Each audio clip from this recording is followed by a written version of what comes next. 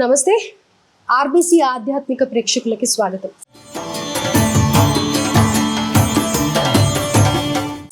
September 7వ తారీఖున సంపూర్ణ చంద్రగ్రహణం ఉంది. అయితే పట్టు విడుపు కాలం గురించి ఎన్నో సందేహాలు ఉంటూ ఉంటాయి. చంద్రగ్రహణంకి సంబంధించి రాత్రి వస్తుంది కదా, మరి ఏ విధి విధానాలు ఆచరించాలి అన్న సందేహాలకి సమాధానం ఏంటో తెలుసుకుందాం. ప్రస్తుతం మనం శివకామేశ్వరి ఆనందమయ్య అమ్మగారితో ఉన్నాం, మాట్లాడదాం. నమస్కారం అమ్మ. శ్రీమాత్రే నమః. అమ్మ, చంద్రగ్రహణం అనగానే మామూలుగా అయితే ఆధ్యాత్మిక పరంగా చూసుకుంటే మంత్ర బలం చాలా ఉంటుంది. ఎలాంటి మంత్రాలు చదువుకున్నా కానీ వాటి ఫలితం అధికంగా ఉంటుంది అని అంటూ ఉంటారు. సో అలాంటప్పుడు ఎలాంటి మంత్రాలు చదువుకోవాలి, ఎవరు చదువుకోవాలి, గ్రహణం టైంని ఎలా ఉపయోగించుకోవాలి అని అంటారు? తప్పకుండా తెలియజేస్తాను. ఆర్బీసీ ఆధ్యాత్మిక టీవీ వీక్షిస్తున్న ప్రేక్షకులందరికీ శ్రీమాత్రే నమః. గ్రహణం, ఈ గ్రహణం గురించి పెద్దగా ఏమీ అందరూ భయపడవలసిన పని లేదు. ఎందుకంటే భౌగోళికంగా కొన్ని జరుగుతూ ఉంటాయి వింతలు. అందులో గ్రహణం కూడా ఒకటి.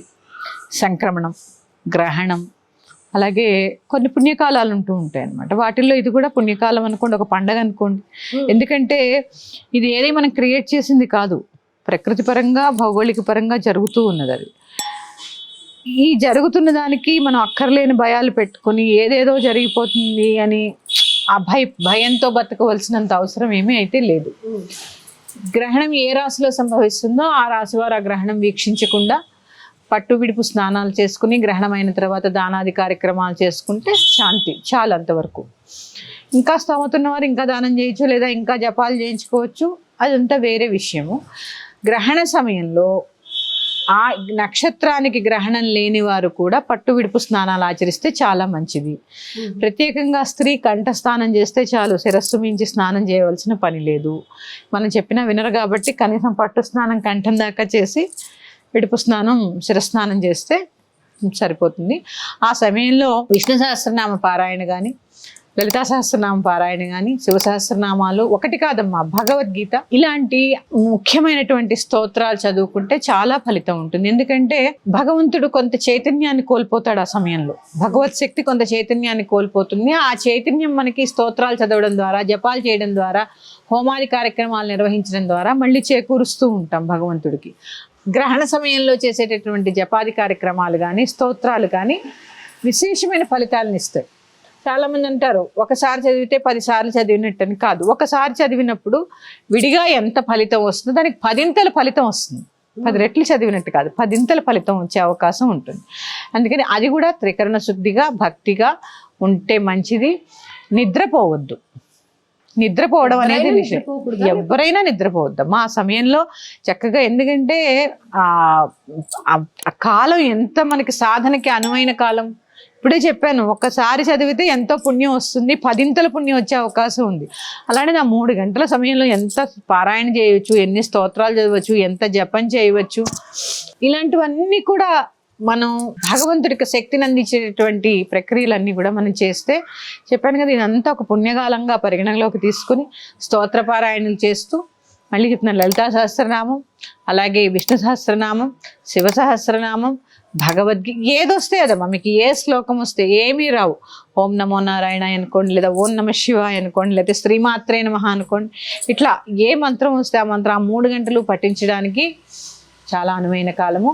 అలాగే గ్రహణం విడుపు స్నానం కూడా చేసేసిన తర్వాత ఇంకా అర్ధరాత్రి 1 గంట ఉంటుంది కాబట్టి ఆ సమయంలో ఎలాగ శుభ్రం చేసుకోలేము. అయితే మరి రాత్రిపూట శుభ్రం చేసుకోలేము కాబట్టి పగలు మరి మనమైతే స్నానం చేస్తాము, చేయాలి. కానీ పట్టు విడుపు స్నానాలు చేసిన తర్వాత అరే ఇల్లు కూడా ఒక్కసారి ఊడ్చి తుడిచేసుకుంటే బాగుంటుంది అంటే వాళ్ళు చేసుకోవచ్చు. మరి 2ంటికి ఏం చేస్తారమ్మా, తెల్లవారుజామున 4ంటికి లేచి మళ్ళీ శుభ్రం చేసుకుని అన్ని రాత్రి వండిన పదార్థాలు తినకుండా ఏమైనా ఇలా ఆవకాయలు ఇలాంటివి ఉంటే కనుక పాలు పెరుగు దర్భతోటి వేసి దాన్ని చక్కగా కాపాడుకుని, అలాగే గర్భిణీ స్త్రీ ఉంటే కూడా 6 గంటల లోపు, అంటే సాయంత్రం 5 గంటల 6 గంటల వరకు భోజనాది కార్యక్రమాలు పూర్తి చేసుకోవాలి. అలాగే గర్భిణులు ఎట్టి పరిస్థితులలో గ్రహణ సమయంలో వాష్రూమ్స్కి అది వెళ్ళకపోవడం మంచిది. అంటే మా చిన్నప్పుడు మా సమయంలో మా అమ్మమ్మ గారు చెప్పారు. ఇది ఎందుకు అంటే నేను అప్పుడు ఆవిడ ఎందుకు అని నేను ప్రశ్నించలేదు. గ్రహణ సమయంలో ఇలాంటివి చేయకుండా ఉంటే మంచిది. అలాగే ఇంకో నియమం ఏం చెప్పేవారంటే ఇలా చాకుతో కోయించేవారు కాదు. గ్రహణం రోజు, గ్రహణమైన మరుసటి రోజు గర్భిణీ స్త్రీని ఇట్లా చాకుతో పళ్ళు కానీ కూరలు కానీ కత్తిపీటతోటి కానీ తరగనిచ్చేవారు కాదు. ఏం పాటిస్తే మంచిదే కదమ్మా, పాటిస్తే మంచిదే కదా, పాటించండి. ఇంకా చెప్పాను కదా, ఈ స్నానాల్లో అతిచాదస్తం పోకుండా, ఆరోగ్యాలు బాగోలేకపోయినా తలలు తడిపోకుండా ముఖ్యంగా స్త్రీలు కంఠస్నానం చేస్తే సరిపోతుంది. ఇక తెల్లవారుజామున 4 లేచి మళ్ళీ ఇల్లు శుభ్రపరుచుకుని, ముందే లేచేసి ఇల్లు శుభ్రపరిచిన కాఫీ తాగేయకుండా చక్కగా ముందు దేవుళ్ళని శుభ్రం చేసుకుని దేవుడి గదిలో దీపారాధన శుభ్రం చేయాలమ్మా. గ్రహణం అయిపోయిన తర్వాత చేయాలి, ఖచ్చితంగా చేయాలి. ఒకవేళ ఇమీడియట్ గా నెక్స్ట్ డే మార్నింగ్ కుదరట్లేదు అనుకునే వాళ్ళు ఏం చేయాలి? కుదరకపోవడం అంటే 4 లేచి చేసుకోవాలమ్మా. కుదరకపోవడం అంటే ఏముండదు. ఇప్పుడు మనం దానాలు అవి 1 వీక్ వరకు టైం ఉంటుంది అలా ఏదో అంటూ ఉంటారు కదా.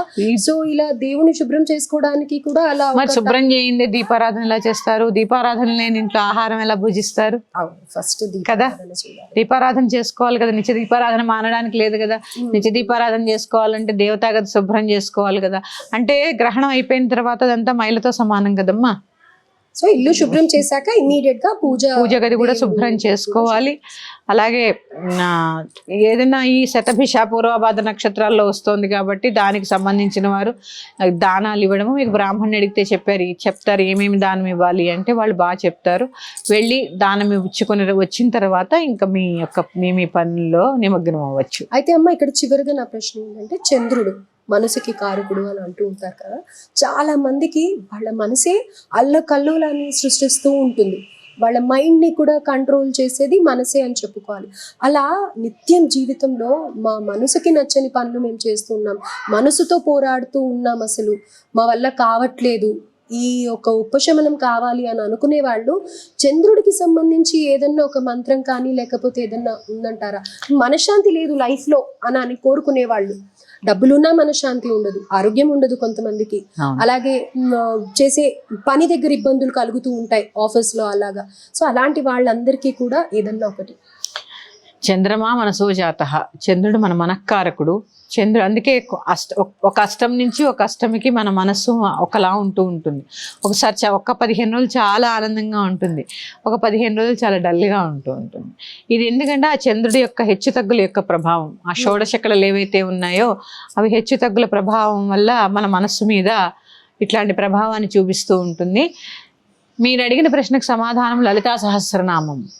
అది ఎలా చదవాలి? మరి మేము చదువుతున్నాము, మాకు ఎలాంటి మార్పు లేదనుకునే వాళ్ళు త్రికరణ శుద్ధిగా చదవడం నేర్చుకోండి. ఈ త్రికరణంలో శుద్ధి లేకుండా ఊరికే పుస్తకం ముందేసుకుని చదివినా ఏమీ ఉపయోగం ఉండదు. త్రికరణం అంటే తెలుసు కదా, మనోవాక్కాయ కర్మలు. మరి మనస్సు బాగుండాలంటే ముందు శుద్ధ అవ్వాల్సింది ఏంటమ్మా? వాక్కు శుభ్రంగా ఉందనుకోండి. ఎందుకంటే ఆ వాక్కును బట్టి మనస్సు, వాక్కును బట్టి కర్మ. మన మాటే మంచి చేస్తుంది కదా, మాటే మంత్రం కదా, ఆ మాటే మంత్రం కదా. అందుకని త్రికరణములు శుద్ధిపరుచుకుని కనుక ఈ లలితా సహస్రనామాన్ని పఠిస్తే తప్పకుండా ఫలితం ఉంటుందమ్మా. లలితా సహస్రనామం చదవాల్సిందే, చదువుకోవచ్చమ్మా, చదువుకోవచ్చు. లేదా వారికి ఉండే సమస్యలతోటి ఒక్కొక్క నామాన్ని సంపుటీకరణ చేసుకుంటూ కూడా చదువుకునే వీలుంటుంది. ప్రతి సమస్యకి పరిష్కారం ఉంటుంది లలితా సహస్రనామంలో. ఇవి ఎలాగా శరన్నవరాత్రులు వస్తున్నాయి కాబట్టి ఆ సందర్భంలో తెలియజేసుకుందాం. ఇప్పుడైతే మాత్రం గ్రహణానికి అందరూ కూడా అంత భయపడవలసిన పని లేదు. పట్టు స్నానం, విడుపు స్నానం, మధ్యకాలం మాత్రం ఖచ్చితంగా ఒక స్తోత్ర పారాయణం చేసుకోండి. నిద్రపోకుండా ఉండడానికి ప్రయత్నం చేయండి.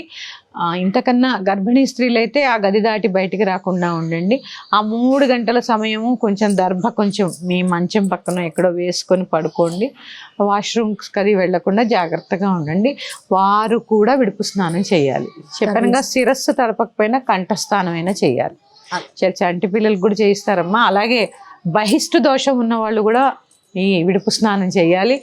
మైల ఉంటుంది, సూతకం ఉంటుంది, ఎవరో చనిపోయి ఉంటారు, వాళ్ళు కూడా చేయాలి. గ్రహణం యొక్క విడుపు స్నానం వాళ్ళు కూడా చేయాలి. మాకు స్నానం చేయకపోయినా పర్వాలేదా? విడుపు స్నానం ఖచ్చితంగా రెండూ చేస్తే మంచిదమ్మా. ఎప్పుడు రెండూ చేయాలి, పట్టినప్పుడు చేయాలి, విడిచినప్పుడు చేయాలి. కొంతమంది మేము పట్టు స్నానం చేయలేకపోయామండి అన్నవాళ్ళు విడుపు స్నానం తప్పకుండా చేయాలి. రైట్. సో ఎన్నో సందేహాలు ఉంటూ ఉంటాయి, మాక్సిమం నేను అడగడానికి ప్రయత్నించాను. Thank you so much. శ్రీమాత్రే నమః. స్వస్తి.